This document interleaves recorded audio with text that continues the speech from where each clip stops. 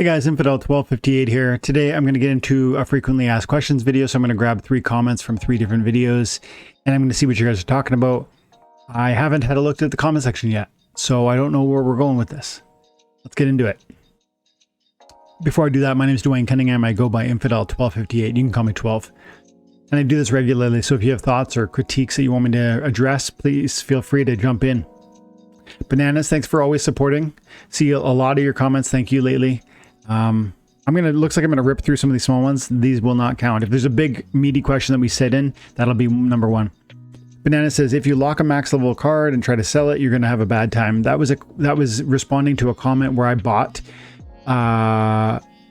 some chests, some reward chests, and I got some Soulbound cards. I was able to level up, and I decided that I was gonna level up, and I thought maybe I should sell my 1 max level. And Bananas feels that's not gonna, you're not gonna get the value for it. Maybe you're right. But you know, there's a lot of talk about these Soulbound reward cards. They're too expensive. People will say that. Bananas, you're one of those people. You said you're not gonna unlock your Soulbounds. People say they're gonna be too expensive. And if they're too expensive to unlock, no one's gonna unlock them. And then what's gonna happen? If no one unlocks them, do you think the prices for those that are unlocked are going to be high or low? Limited supply, existing demand the question is, will the existing demand be satisfied or not satisfied? And I would argue if we don't unlock them, people are going to want them. If we do unlock them in abundance, people will become satisfied and they won't need them. And then the prices will drop on the retail market or the rental market. But I believe, while I might generally agree with you from the perspective of like a max level card is always going to sell cheaper per BCX than a 1 BCX card, because 1 is flexible. It can be used by anybody who needs it. But a max level 115 rare BCX card is going to be only useful to those who need a max level card, not to somebody who needs a halfway maxed or to 1 BCX, etc. And so you have a limited, there's a certain audience of people who are not interested in your max, and that therefore limited demand drives that price down per BCX. And so I agree with the sentiment, and yet I disagree with maybe the ultimate conclusion. While I might agree with what you're stating, I think going the next level and saying that it'll be difficult to find value in a max level card, I don't necessarily know if I agree to go that far.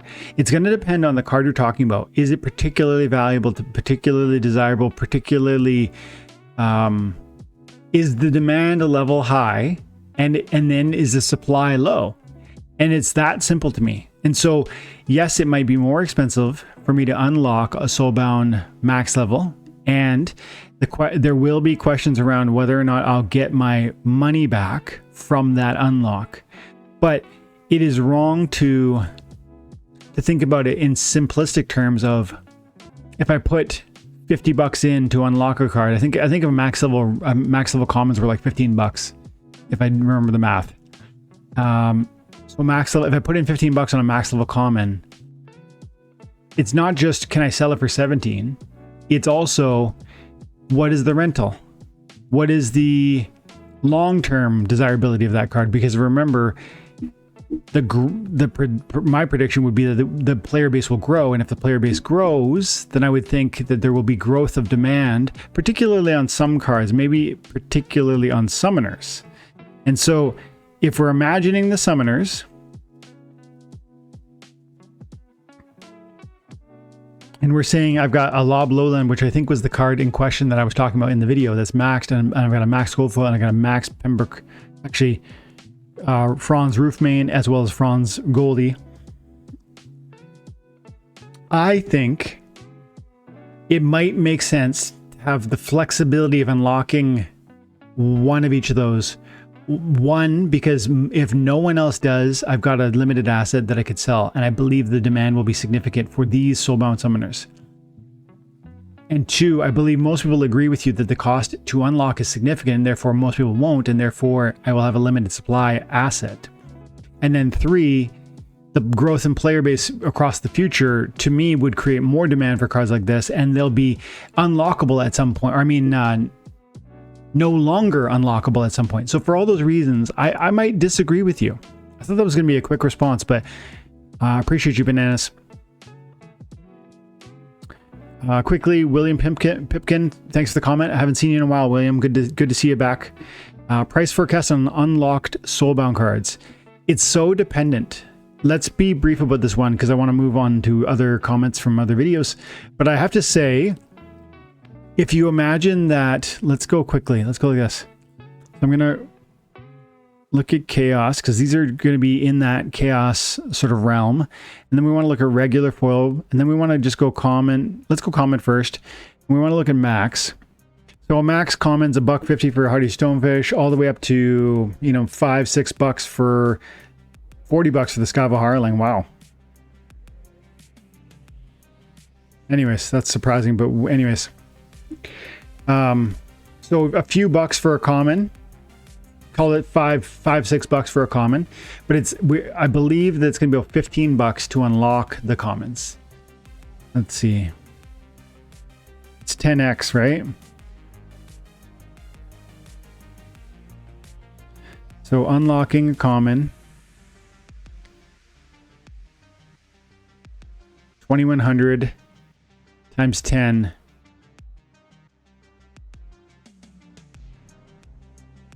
21,000. I think it's 21,000 DEC. And then we go times 0.0006. That's the DEC price, I think. We're talking about $13 US. So $13 US at current DEC price points to unlock a fungus flinger. You would imagine most people are not going to unlock it unless they can flip it for 14 or 15. But then at some point, the people who are buying it for those price points, 15, 16, which I bet will happen in the early goings for every one of these cards. Oh, this is such a detailed conversation, actually. Right now, with these cards locked and not unlockable, there is a demand for these cards that cannot be satiated. So there's a certain amount of demand that exists currently for some of these amazing Soulbound cards. Maybe commons are part of that conversation. Maybe, you know, epics are part of that conversation. I think strongly that the rares will be because of the summoners and of course the legendaries. Now, even with the legendaries, it's not just every legendary is equal, right? I think we can agree that, for instance, Kulu Mastermind as well as Iziar, maybe Avis are exceptional. And some of the other ones like Theracious Hulk or Ava the Undaunted, which I don't dislike, they're less powerful. And so within every tier of card, there's going to be there's this high and there's this low. But with respect to commons, if we show that it's about $12.50 to unlock one of those at current DEC price point, by the way, and at the initial discount that they're offering, because the card will get more and more expensive to unlock, then we know that most people aren't going to unlock it because they're not likely going to be able to sell into a greater price, or they will worry that they can't because other cards in Chaos Legion are so cheap. I showed you the commons from Chaos Legion and they were roughly $5, $6 each to get a max copy. And so if you could buy 3 of these or one of the Soulbound cards, which would you choose? And so for that reason, most people will hold on to their Soulbounds and not unlock them, with a few exceptions. A couple BCX here or there for really desirable units. But more than that, I think what you'll see is prices will establish on the Soulbound reward cards, and they will initially be quite high because there is a demand and there is no supply. So we get high demand in this moment and zero supply. And suddenly a few will come online and they will sell for dramatically high points. They'll sell for profit. If it's 10x the DEC, if it's $12 for a max on the commons, what would a single be? Well, look at this. A single of the legendary is 500 power. Add a 0 to that, 5,000 power. 5,000 by the DEC rate is $3. So I bet initially you can unlock some of these cards and get a profit out of it first day. And then I bet the people who want them get them. And then there's no more demand because there's only 2,000, 3,000 players. Maybe there's 1,000 people that are actually shopping in this marketplace. And so we will satisfy the Soulbound demand in the short term. And so generally speaking, unlocking the Soulbounds only makes sense if you believe in the long-term development and growth of the game. You believe that players will come and the player base will grow, that these amazing Soulbound cards will continue to be desirable to that new player base who might no longer enjoy them in the context of modern. So then you start a whole other separate conversation about are people going to pursue the Wild League in the future, or will they always chase down the modern? I'm inclined to believe that Wild will grow and grow and grow, as well as modern. So all of those are probably separate conversations that you would have to have for yourself. But I think ultimately it leads you to a place where you're going to decide whether you're willing to long-term speculate on some of these. I think you can probably make a few bucks if you flip a few key ones, like you've got some extra Iziars and you unlock them as soon as it goes unlockable, and you probably sell them into the marketplace quickly and for a profit. I don't think significant profit, but some profit. If I could unlock it for $3 and buy it from you for $4, I'd be happy to do that. For a card like Iziar, where I want one, or a card like the other one that I have. So I need Duskblight, and there was one more, I think. And people like me are going to do the same thing. They're going to pursue the marketplace, and they're going to be willing to pay a little markup to give you a little something, a little profitability. But what'll happen with certain cards like Iziar, I bet they'll go from 3 to 4 to 5 to 6, maybe to 10. Because people just need a couple more, and there's going to be such limited supply. For those reasons, I think you'll see a spike early on, but that'll be satisfied quickly, and the prices will decline rapidly thereafter. But long term, I think they'll carry value and hold utility and be desirable, and the player base will grow. So that's the short term, medium term, long term answer to your question, William. Let's move away from this video. Yeah, let's look at my financial journey here. So I did a video talking about one Soulbound reward card that I got to release, which I was super excited to share with you guys, and 6 that other content creators released. I tried my best to give credit where credit was due on those. And finally, I talked about Tofu, Eternal Tofu, the new summoner, and how exceptional it is, plus it's getting that new Thorns. And my financial journey has to say something about Tofu. Tofu is going to be stupid OP. Not to mention they're putting too much power creep into the game and devaluing older cards. What is this card going to do to the value of Mylor? Completely and utterly wreck it. There will be zero reason to have a Mylor as opposed to a Tofu once it's released. What has changed that makes sense to tweak the stats of a summoner by adding an entire summer into it? The logic doesn't quite make sense to me. This will be the last comment that I'm going to get into today, because I can tell there's a lot that I have to say on this. I think maybe I can start. I'm just going to have to go line by line. Tofu is going to be stupid overpowered. Yeah, I mean, you're not wrong. Well, I can't say that you're right. I believe that the new iteration of Tofu with the Thorns right there, with the Thorns and the Snare and the 2 hit points, I liked this card before it had the Thorns. And so to me, that really works. And he's right. It's an Earth Splinter card. And so you're getting the Thorns with the Earth Splinter. But Mylor is a Untamed, right? Or is he a Dice? Either way, that's a wild card. This is a modern card. First point. This is a 7 mana card. That's a 4 mana card, I believe. Let's go Mylor. Yeah, Mylor Crowling is a Dice, which is part of the Untamed set. And so this is already a wild card. That's a big difference. This is a 3 mana versus a 7 mana. Now, if you're playing in wild, I would agree. You're not generally going to play Mylor. And Mylor still does really fit into certain tournaments or guild brawls, or like there's still a room for this card to have an impact. It's a strong card and it used to be an amazing card. Look at the available cards too, but there's like a ton of them, so that's just wrong. But this card used to be like $10 a BCX. Now like we're $1. Maybe it was $20 a BCX. This card was exceptional, and it really defined the meta for a season. And I understand your point in saying that a new card offering a similar kit, because it is not the same kit, it's distinctly different, with the 7 mana being more than double your 3 mana. Second of all, this is a unique combination, or at least a very rare combination. I don't know if green and white tag team in any other context. And then, yeah, this is better. This is better, except the mana. But in every way, I would say, except the mana. But are you playing modern or are you playing wild? So then you go on to say, they're putting too much power creep into the game and devaluing the older cards. So the power creep conversation, we could probably spend an hour talking about that. I think I have to admit that there's certainly certain cards that are, like I was thinking about this the other day, and you had these new Soulbounds, these Soulbound reward cards that are coming to the marketplace, many of which are offering new abilities, or, you know, this card in particular is one I love, and this is 5 abilities to start with. I don't know how many cards we have. I don't think most cards in the existing player deck has 4 abilities or more, for the most part.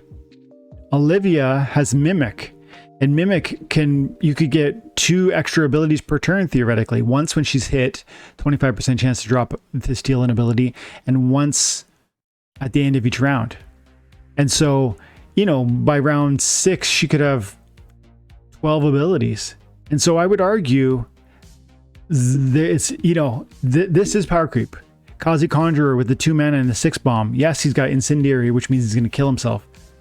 But generally speaking, you could play around that in certain contexts, whether it's with immunity beside him so that the fire doesn't spread, or whether it's with, you know, equalizer rule sets, or whether it's with triage, or whether it's with whatever the case may be. There's different ways to play around that. So I do think, I have to admit now, that power creep is being, in my mind, no longer, it's significant. It's significant, it's noticeable. But then to go to the next step of devaluing older cards, I don't really think, I think we have seen values on older cards drop, but I don't actually believe that's a product of the new cards being so much more desirable. It's a product of shrinking player base, as well as saturation of the market, meaning there's a lot of options to choose from. There's a lot of different assets that we can buy, and there's only so much value rolling around in the system, and therefore everything goes down in price. Long term speaking, I don't really believe we're going to see a devaluation of cards. I go as far as to say that I think Chaos Legion will one day in the future carry a bigger price tag than people ever believe it can. You know, $10 a Chaos Pack, $5 a Chaos Pack, I believe is possible again. Maybe that's 4 years away. Maybe that's 100,000 players in the future. I don't know, but I think we can get there to those kinds of crazy sort of growths. And if we do, I think you start to, the foundation of a comment like that, or at least that piece of your thought where you say old cards are being devalued, they are technically in the short term in most contexts, but that's not necessarily even power creep conversation. It's a conversation of modern versus wild. In the old iteration of the game where there was one league, there was no distinction between what was in the modern league and not, which league had better rewards or whatever. And so you just had a card or you didn't have a card. And in the old context, old cards carried value because they were playable in every context, in every battle. But now old cards have less value because they're only playable in one league, and that league happens to incorporate automation and bots. And so the conversation is more complicated than I think you're alluding to. It's not just about the power creep. It's about the divisions of leagues. It's about the division of player base. It's about the shrinking player base. And I think in the future, if we see that both of these leagues are saturated with players, maybe 5,000, 10,000 players each, which doesn't to me feel like a massive growth, but I think even 50,000 players in each league or 100,000 players in each league is something that would be attainable. We've seen it in the past. 500,000 players used to play this game. I know that those weren't human players. Nevertheless, significant accounts signing on will draw more attention, drive SPS prices higher. We'll create this interesting cyclone of like positive growth in every respect. SPS prices go up, card prices go up, card prices go up, SPS goes up. And that's how it's designed. And I believe that'll happen. And so I don't actually, like, long term, I kind of reject the idea that value of old cards have gone down, because value is what it's worth, not what it's priced at. And when we talk about it as in the sense of it's already gone down, we're actually talking about the price tag. We're not talking about its utility or its functionality or its price point. whether it's from the implementation on land and the bonuses you can get from using older cards and the more significant, and you might say land's not where it needs to be and I don't care about the land rewards and people are ticking off the land. Again, all of that is like the short to medium term vision for this. If you're thinking 3 weeks to, even 9 months, that's not my vision. My vision is like 5 years, 10 years down the line, because I think this game could be here, and if it is here, you're not going to be able to point back to and say Chaos Legion are devalued because of Rebellion. You're not going to be able to say, Soulbounds were devalued or reward cards were devalued because there were Soulbounds. Like, you're going to see price appreciation if, big underline, if SPS thrives and the game persists. In my opinion, that's an objective fact. But will we persist? Will we survive? Then you go on, what is this card going to do to the value of Mylor? Yeah, it would hurt it, because for one thing, any new summoner will hurt the value of Mylor. Any new summoner, especially those that apply to the green team. Doesn't matter if they're related. Now, these two are related because they both have the thorns. But again, this one's so unique. This one's not just better because it has, 2 hit points or snare. It has the tactics. But the 7 mana is not a small ask. There's a lot of 12 mana matches.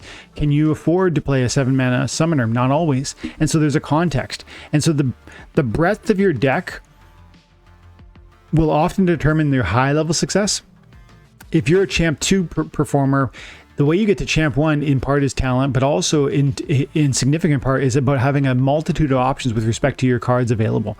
And so having both of these would be a valuable acquisition if you're a high level wild player. But does wild draw your attention? Do we believe that there'll be significant player base growth in there? And if so, long term, do we think that Mylor will have value? Not price, value. In the short term, a new option will chip away at its price. Also, a competitor that offers thorns will chip away at its price. And so you're right. Completely, utterly wreck it. Wreck it, again, Mylor is far more scarce because it's part of the dice set, which is quite small. Mylor is a collectible in that respect.